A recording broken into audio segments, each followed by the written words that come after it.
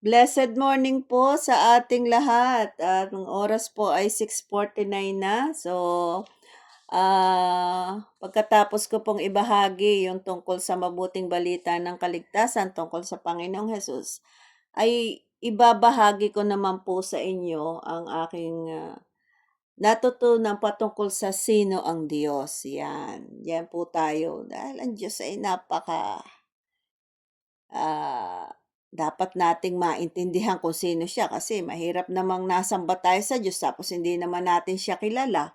Hindi natin alam kung sino siya o ano ang kanyang hangarin, ano ang kanyang gustong mangyari, ano, may plano ba siya sa atin.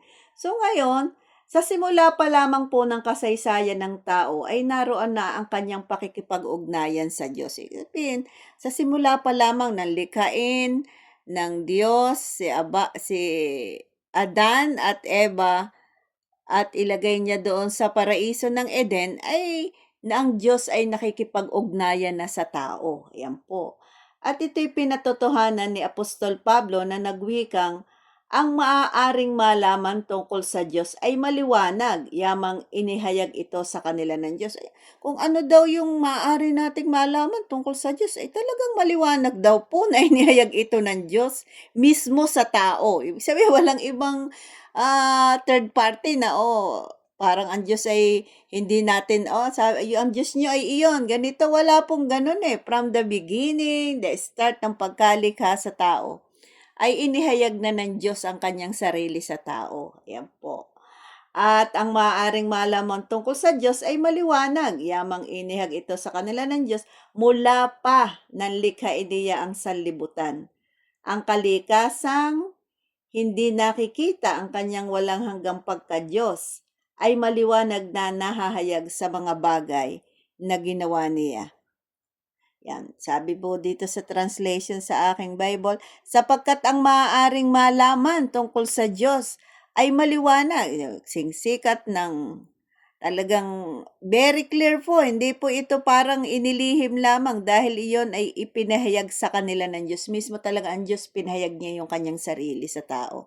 Mula pa ng likhain ng Diyos ang sanlibutan, ang kanyang likas na hindi nakikita, ang kanyang kapangyarihan at walang hanggan, ang kanyang walang hanggan, ang kanyang kapangyarihan, walang hanggan at ang kanyang pagka-Diyos ay maliwanag na inihahayag ng kanyang mga ginawa. Kaya't wala na silang maidadahilan pa. Ito, sabi po sa Romans chapter 1 verse 19, yun daw pong maaaring malaman tungkol sa Diyos ay maliwanag dahil ito ay ipinahayag sa kanila ng Diyos. Talagang ang Diyos po ang nagpahayag. At kailan niya po ito ginawa? Mula pa ng likhain ng Diyos ang sanlibutan. Mula pa po noong likhain ng Diyos ang sanlibutan.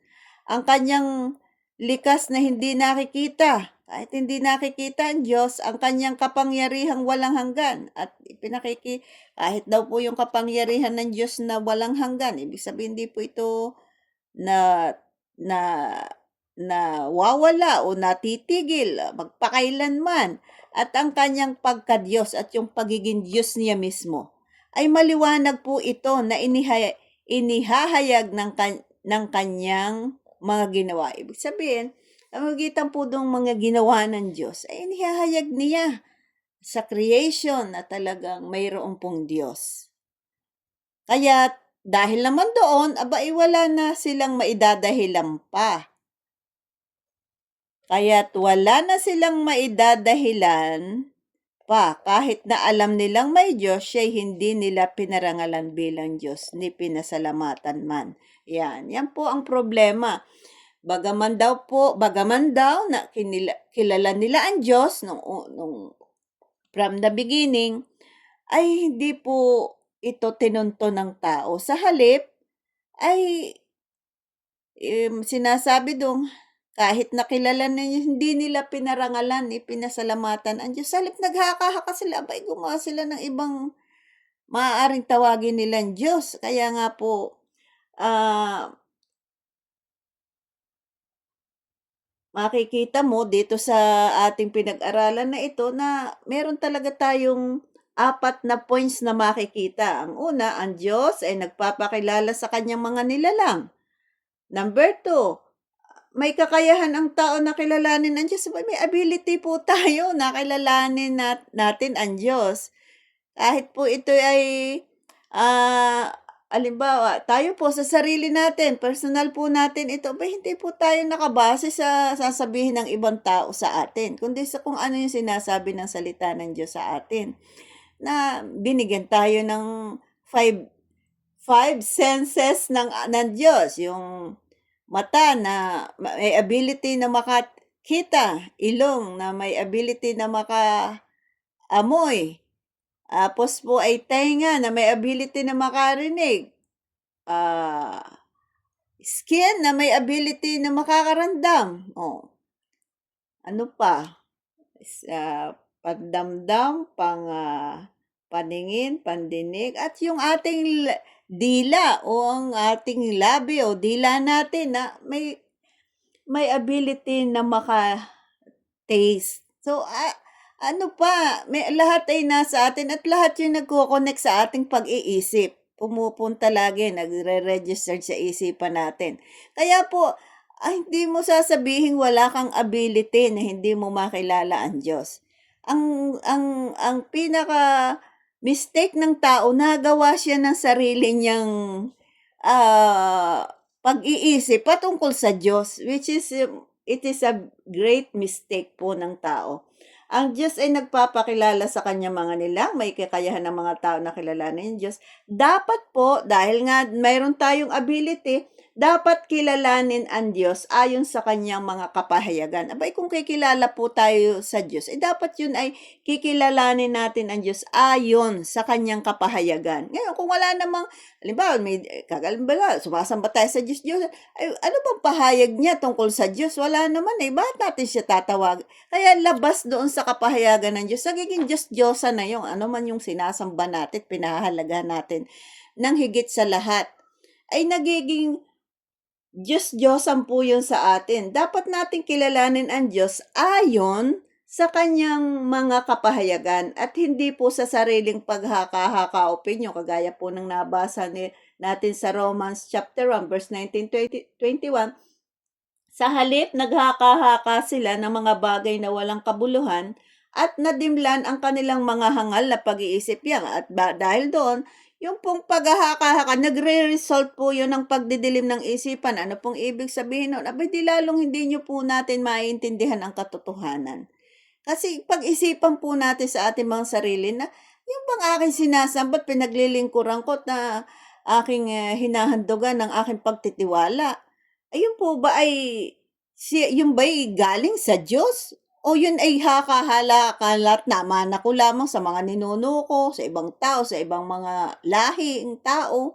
O yun ba'y galing talaga sa kapahayagan ng Diyos? Abay, kaya nga po marami pong naliligaw at lalong nagpapakaligaw. Kasi nga po, ang sabi po dito, dahil doon sa hakang-hakang yon, nadimlan ang kanilang isipan. Kasi pag madilim po inyong pag-iisip, hindi po kayo makakain, hindi natin maunawaan kung ano yung totoo. Kasi madilim po ang pag-iisip natin Kaya nga po maraming nagkakasala dyan sa pagdidilim ng isipan. Yung iba humahantong pa sa pagpatay.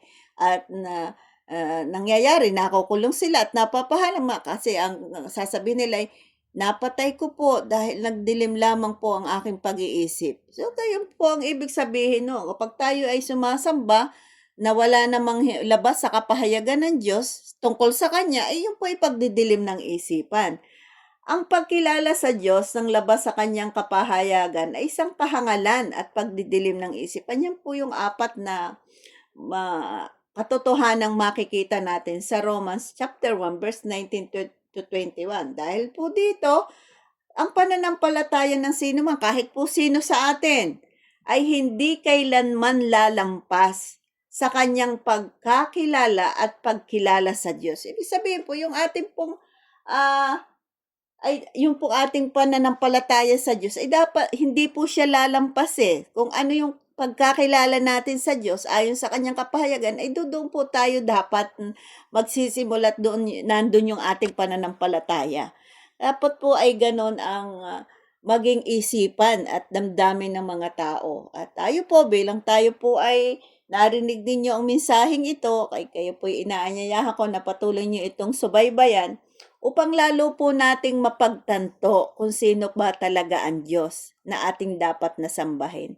Purihin ang Panginoong Diyos na makapangyarihan sa lahat, Yahweh Elohim, ang kataas-taasang Diyos na lumikha ng lahat ng bagay.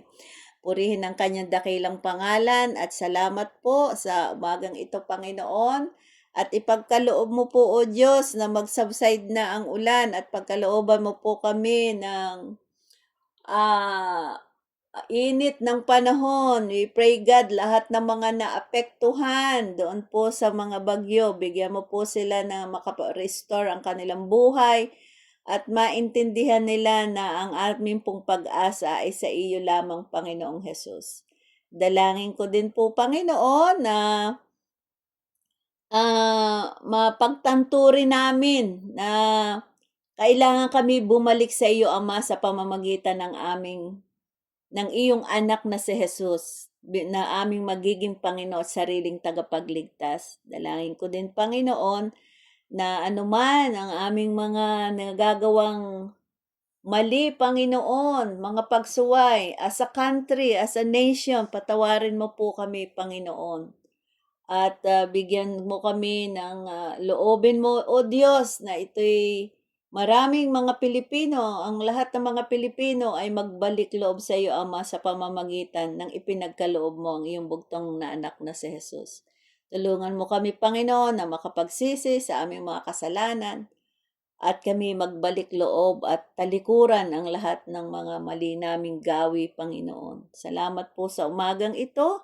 Bigyan mo lagi na kayo po ang aming pag-asa sapagkat ang umaasa sa iyo ay hindi mapapahiya. Ama, salamat po. Pinupuri ka namin sa umagang ito. Pinasasalamatan kita, Panginoon, at pinararangalan bilang aking Panginoon, bilang aming Diyos at sariling tagapagligtas. Sa iyong lahat ng karangalan, Ama, sa pangalan ng iyong anak na si Jesus na aming Panginoon. Amen and amen. Magandang umaga po at pagpalain tayong lahat sa umagang ito. Abangan po ninyo ang susunod na pagtalakay ko tungkol sa sino ang Diyos.